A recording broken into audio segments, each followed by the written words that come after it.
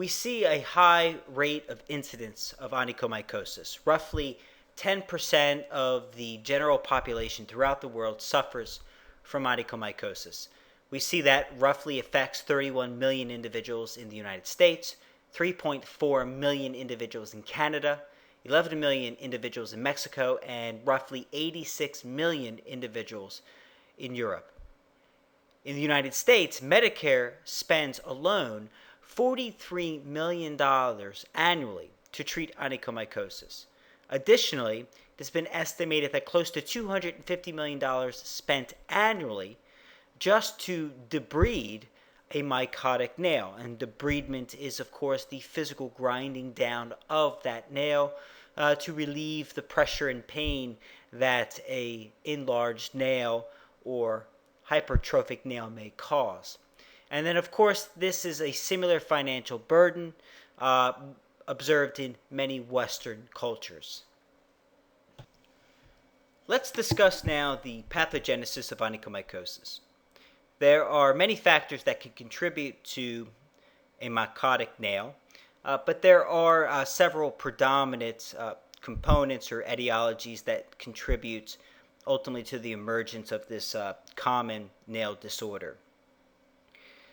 Of course, it is exposure to the fungal pathogen. That this can be accomplished by simply not wearing shoes within a public bath facility, a shower, restroom, gymnasium, where a damp, moist environment persists, and that allows for the fungal pathogen to thrive and then ultimately pervade the integrity of your nail and begin to colonize within the nail plate. So exposure to the fungal pathogen, of course, in turn results in onychomycosis. However, if your body perhaps has an insufficient immune response, that could in turn allow the fungal pathogen to thrive. Additionally, if your lower extremity is suffering from some circulatory or blood flow issues, then ultimately that's going to result in a depletion of nutrient delivery, oxygen delivery, and as well as delivering immune cells to combat the onychomycosis or fungal pathogen. So we see the overall prevalence of onychomycosis increased within a population over the age of 60. Well, this is simply because they also now present with circulatory insufficiencies, nutritional deficiencies, and a compromised immune system, which fosters an environment that enable the mycotic agent or fungal pathogen to thrive. And that will, of course, result in or increase one's risk of suffering from onychomycosis. Now, the treatment of onychomycosis we see is predominantly accomplished through oral antifungal medications. Oral antifungal medications combined with nail hygiene represents truly the mainstay therapeutic approach. Now, there are various mechanisms that are utilized by oral antifungal medications. The azole family attempts to suppress the ergosterol synthesis or production, which will alter the integrity of the fungal pathogen's membranes. So there are different mechanisms or different pathways that these drugs attempt to exploit. But what we see is that across the board, the overall efficacy for these oral antifungal agents, they're not impressive. We can see some various numbers ranging from 6% nail clearance of the total population to 60%, with the best reported efficacy at 60%. Now, why is there a poor clinical success rate? Well, when we look at the slide, we see that there is only one aspect appropriately addressed with oral antifungal medications, and that, of course, is the specific antifungal outcome. Now, Additionally, when we look at the delivery mechanism of a drug, it must be carried through the circulatory system. So it is reaching the infected toes through the circulatory system. And as we age, we begin to see some vascular insufficiencies, specifically within the lower extremities. This is commonly referred to as peripheral vascular disease, quite common for individuals such as type 2 diabetic patients. Now, when we have insufficient blood flow, well, then ultimately the very mechanism in which our drug can permeate the infected toes is now inhibited, or at least dampened. And therefore, we are not going to deliver an adequate supply systemically to the most distal end of the body, which is the toe. So this is an important component here, because oral antifungal medications and their overall clinical utility is greatly dampened if there is some degree of deficiency in the circulatory system. Moreover, if there is a compromised immune system, then the effect of the antifungal medication, once it's out of the system, there's no natural or endogenous support mechanism in place within the immune system to keep the fungal pathogen at bay and continue to remove any remaining strains or strands of that particular fungal agent. Also, nutritional deficiency. If we have a compromised immune system, we're not delivering the correct concentration of nutrients. We're not delivering oxygen. And so we're going to have a slower rate of nail growth. And there are studies that show that nails that grow a bit slower are more likely to suffer from onychomycosis. And so these are all factors that, again, collectively contribute to onychomycosis. And these are all factors that are not being addressed by oral antifungal medications.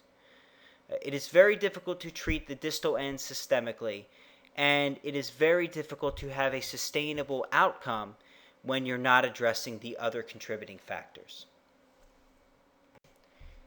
In addition to the limited effectiveness and high rate of recurrence, oral antifungal medications have also been associated with some benign adverse events as well as some very severe adverse events. Oral antifungal medications have been associated with hepatotoxicity. This has actually resulted in several liver failures. Now, although extremely rare, this highlights the risk of this particular medication. It also highlights the idea that with only the best medication showing a 60% clearance, is it worth the risk with such a low clearance rate? Is it worth the risk of consuming this medication knowing that you may suffer from some degree of hepatotoxicity? And so these are the questions that ultimately patients must be able to answer and truly appreciate when there are viable alternatives emerging. Additionally, at least in the United States, all patients must undergo liver function tests at baseline in weeks 4 to 6 to ensure that, yes, the liver is actually handling the oral antifungal medication and there is no toxic effects. This also is going to result in the idea that not all patients can actually qualify to consume oral antifungal medications due to pre-existing health conditions. Perhaps they're taking a medication that is metabolized in the liver, and ultimately this oral antifungal medication could affect the overall metabolism, and so we can see adverse events that have been reported. So there are many patients that cannot consume these medications, and there are many patients that should not be consuming these medications. So it's really now looking for that alternative therapeutic strategy. The overall limitations of oral antifungal medications demands that alternative effective solutions ultimately emerge. And that's where Lunula comes in. Lunula is the first multifaceted treatment of onychomycosis. It utilizes laser energy delivering 635 and 405 nanometers. So what does that mean? Well, 635 nanometers means red light or red laser, and 405 nanometer delivers violet laser. When delivered concurrently, as depicted here in the image to the right, when delivered concurrently, we are addressing the numerous etiologies or factors that contribute to onychomycosis. It is that concurrent treatment of those two different wavelengths that allow for this treatment to be multifaceted. Now, simply, a patient places their foot into the Lunula apparatus and receives 4 12-minute treatments separated by a week. So they come in on Monday 1 week for a 12-minute treatment of their diseased extremity, come in a week later for another 12-minute treatment, so on and so forth. This is a technician-independent application. Once the patient places their foot into the Lunula technology, the technician activates the device. He or she can now exit the treatment room so that the patient receives a private, comfortable treatment during the total of 12 minutes. Now, when we look at the overall science of Lunula, it adheres to the principles of photochemistry. And what does that mean? Well, that simply means that there must be a molecule capable of absorbing the specific colors of light or wavelengths, as referred to, being emitted by Lunula. Now, upon activation of these photoreceptors, ultimately what happens is that its functionality or physiology is changed. That then affects biochemical reactions within the cell. So you see in the image on the left here, we can see that stimulation of this receptor activates what are known as intracellular signaling enzymes or proteins, which then in turn activate effector proteins. So this is known as a secondary cascade or secondary messenger system. One item's activated, which then activates another one, perhaps two other components. Those two activate two more, so on and so forth, until this transitions or this signal is transmitted throughout the entire cell, and that's what's going to change the cell's physiology. So photochemistry is the stimulation of a receptor, which then affects these intracellular signaling molecules, which then affect ultimately effector proteins. That overall changes the functionality of the treatment cells. This is very similar to the mechanism of a drug known as an agonist drug. Basically, we have a nice depiction here on the left of an agonist mechanism. We have this extracellular signal that binds to the receptor. Upon binding to that receptor, the receptor's functionality changes. That then alters specific proteins here, highlighted by this pink pathway, or it could alter other proteins highlighted by this green pathway. Overall, however, the cell's behavior is altered, and all of that transpires by stimulating just one receptor with one molecule. And ultimately, that's how photochemistry works. We stimulate one receptor capable of absorbing light. That then in turn will activate these alter these protein functions, which will alter the cell's behavior. When we refer to the Lunula now on how it's changing the overall cells in the treatment area to effectively target and remove onychomycosis, we have to break it down per wavelength. We have two different wavelengths that are delivered by Lunula. We have a 635 nanometer wavelength, which is a red laser, and we have a 405 nanometer wavelength, which is a blue laser. The red laser activates a pathway known as nitric oxide synthase. And nitric oxide synthase is a mechanism that's responsible for producing nitric oxide. So when we introduce the 635 nanometer wavelength with Lunula, that activates the nitric oxide synthase pathway, which produces NO, and then NO can result in smooth muscle relaxation. That increases blood flow.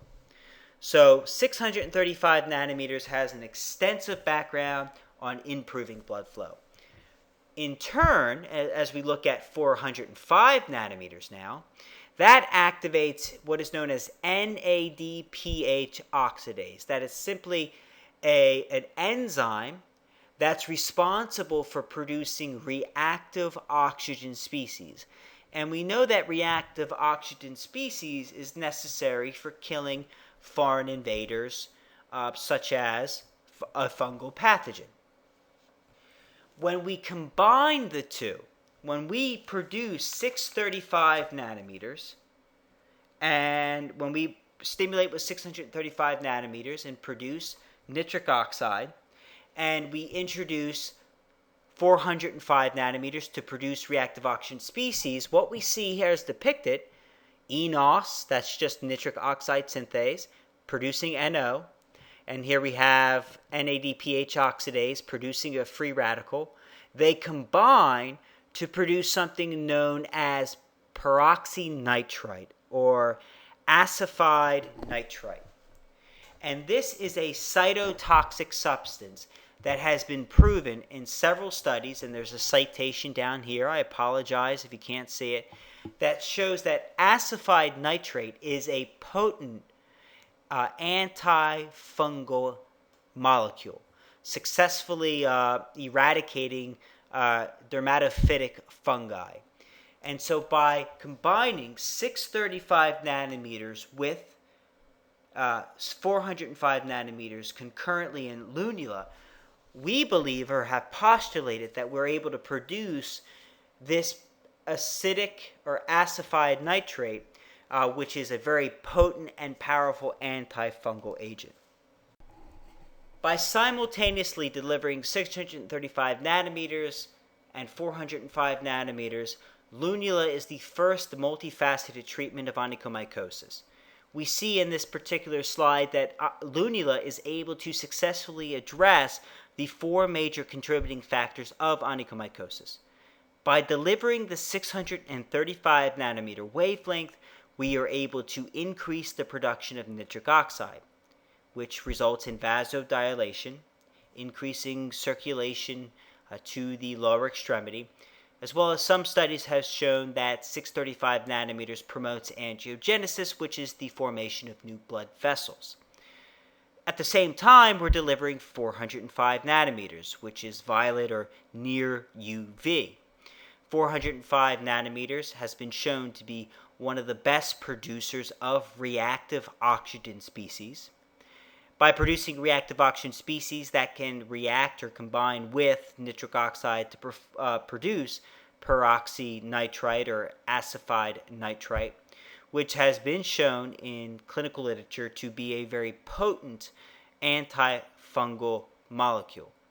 So by introducing 635, we're able to increase blood flow, increase immune cell concentration by doing that, while weakening the fungal pathogen, if not eradicating it, by producing peroxynitrite, as it's been proposed, by producing reactive oxygen species along with nitric oxide, which the two then combined. So you can see here once again, improved blood flow, it delivers more immune cells, compromised immune system treated. Circulatory insufficiency, obviously increasing the blood flow addresses that, and then nutritional deficiencies, knowing that increased blood flow has occurred, that means more nutrients and oxygen is going to be delivered to the tissue. All of these components collectively allow for Lunula to successfully address the colonization of the fungal pathogen. Now, understanding these basic principles and postulating or predicting the overall mechanism of action, what we had to do, of course, was to exhaustively analyze the clinical utility of this nice combination of 405 nanometers and 635 nanometers. So in November of 2009, the first clinical study was organized. This was a 168-toe study evaluated across 3 U.S. Clinical sites. The protocol included a single 12-minute treatment. There was no nail debridement. An antifungal spray was used, but this was simply applied to socks, shoes, and other selected surfaces at home. No other adjunctive modalities were permitted. This included topical antifungal applied directly to the toe, oral antifungal. There was a washout period. No adjunctive components were used. Follow-up period was a bit sporadic, ranged between 9 and 72 weeks, but this was considered a pilot investigation. Now, the overall nail clearance at month 2, the nail was clear by 1.9 millimeters. By month 4, the nail was clear by 4.06 millimeters. By month 6, the nail was clear by 4.92 millimeters. And by month 12, the nail was clear by 6.29 millimeters. So this shows an effective clearance of the nail following a single treatment with the Lunula technology. And these were statistically significant changes. This was published in 2012 in Lasers in Surgery and Medicine as an abstract. Now we see some before and after images, the change, starting out here with the date 4511 and ending at 10/18/2011, so 26 weeks. We can see that the disease state begins here, a good percentage of the toe, and then we have a nice overall, a smaller percentage of the toe is consumed by the mycotic agent, and a little bit of discoloration remains. Here we see a toenail with its discoloration, this distal lateral type approach or progression. We can see some altered patterns here in the consistency of the keratin layers. And then 8 weeks later, we see a beautiful and consistent clearance of the nail that extends out to 27 weeks. Here we see a diseased nail. We can see the discoloration over time. The new nail is beginning to grow in 14 weeks after the single treatment with Lunula. And 27 weeks, we have a beautiful growth of a nice, healthy, clear nail. Moving into patient D, we see discoloration.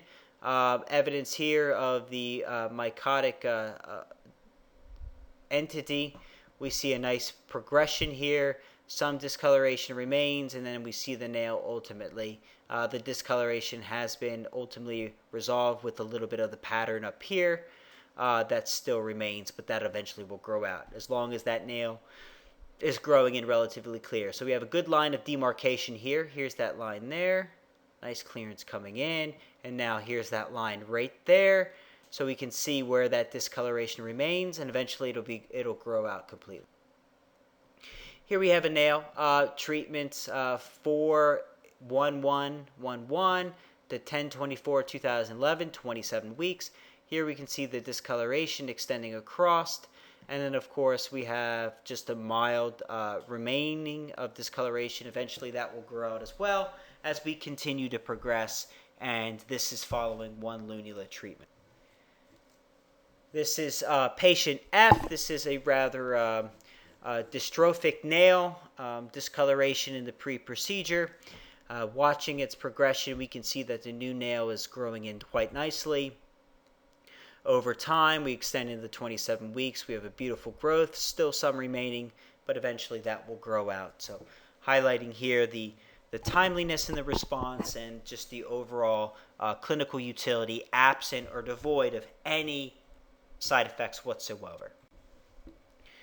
Now, that previous study was a good baseline. It established some clinical utility of Lunula, but it was necessary to perform a better controlled study with specific terms of follow-up. So this was an FDA clinical study. It enrolled 75 toes. That was 105 subjects, 75 toes, across 3 clinical sites in the United States. Instead of one treatment, 2 treatments were applied, 2 12-minute treatments. Again, no debridement of the nail was performed. An antifungal spray was used to spray shoes and socks and selected surfaces at home. And just more importantly, no adjunctive modalities were utilized in this clinical investigation. Assessment, we had 4 evaluation periods, baseline and months 3, 6, and 9. So well-defined post-procedure evaluation. When we look at the objective data, the nail clearance at month 0, so baseline, roughly across the entire population, the average of nail clearance at baseline was 4.6 millimeters, meaning that 4.6 millimeters of the nail was already clear. This equates to roughly 43.4% of the nail. By month 2, 7.62 millimeters of the nail was now clear. That's 62.9% of the nail. By month 3, 9.59 millimeters of the nail was now clear. That's roughly 73.8% of the nail now clear. And by month 6, 10.76 millimeters of the nail was now clear. That's roughly 79.8% of the nail. So we saw an improvement in overall nail clarity of 6.15 millimeters as we take the difference between the 6-month evaluation and the baseline evaluation. So that's showing a statistically significant change in overall nail clearance. Here we have some great before and after images. We can see here that the overall monitoring system was more extensive. So here we see the discoloration nicely demarcated here by this measuring scale system. We move about a month out to 9/12, monitoring the overall progression, and then 12/18 we see a beautiful clearance of that nail with just a little bit left to grow out. But of course we are understanding that the rate of nail growth can be hampered when onychomycosis is present, and so we're looking roughly perhaps 1.8 millimeters per month of nail growth when a nail is diseased. Here we see baseline discoloration, having this distal lateral growth pattern. Moving out a month, we can see some improvement, and then ultimately by 12/18/12, we're having a beautiful clearance here with some discoloration remaining, but eventually that will grow out as we are dependent upon nail rate of regrowth. Patient C, we can see here caliper was used to highlight and that was ultimately how it was measured. A caliper was used, but this allows us to go to the proximal area, the proximal region here, and moving towards the distal area, and we can see the distance here that was measured, moving across baseline into 1 month, and then by 1/14 we can see some changes as it traverses the midline or middle portion of the nail. Some remains here, but we're seeing some clearance. So ultimately this is a subject that has shown some improvement but still could continue treatment. Here we see ultimately the measurement. Patient D, we can monitor their progress and seeing the general overall clearance. We see a beautiful clearance here as it progresses upwards. Out, still a little bit of discoloration that's slowly growing out on the lateral aspect here, but just showing the nice bulk clearance here. We can see the dramatic difference as the discoloration extends here, consuming a majority of this right lateral portion. And we can see now here on this far right image, it just encompasses this small area here. So good growth, still a little bit here, just waiting for that to particularly grow out. Moving on to patient E, we see again in the baseline at 9/4/12 where the clear nail ultimately begins. We monitor that into 9/25/12, and then roughly 4 months later we see a beautiful clearance of this particular nail, which allows us to see dramatic changes and improvement following that single Lunula treatment. Patient F, looking at the overall clearance, we can see here on the left foot, there is a nice demarcation here, a nice line that segments the cleared and diseased portion. We can see that line moving upwards, showing that there's a bit of clearance coming in. And now when we look at the discoloration and compare it to the final, We can track that line, which is now up towards the distal end of the toe or the nail plate, and we can see a beautiful colored nail with a consistent color has emerged. So this is a fantastic result on this patient's left foot. Patient G, we can see that there's discoloration along this upper distal region of the nail, tracking in a few, about 21 days later, and then ultimately 4 months later, we can see that it's beginning to grow out nicely from this particular subject. It's just taking time for that to grow out, and that's simply dependent on the rate of regrowth. Patient H, we can see the discoloration here, extending down laterally in a distal manner. We see ultimately are moving distal to proximal. We see a bit of clearance, and then ultimately moving into that 4-month zone. We see a nice clearance here with just a few on the outer edges. Eventually that will grow out as well. A nice close-up of the discoloration, disfigurement of the nail. We can easily see a nice clear defined line that segments the clear nail with the diseased nail, and a few months later we see ultimately a beautiful clearance of this particular nail that highlights the overall clinical utility. Patient K, not a substantial infection, but ultimately we can see the discoloration where it exists, and a beautiful clearance just following several months later, so after the 2 treatments with the Lunula technology. So hopefully we were able to articulate the basic science of Lunula. These webinars or conversations, it is important to understand that they are discussed from a cursory perspective, meaning not elaborating in too great of detail with the photochemistry and biochemistry that follows.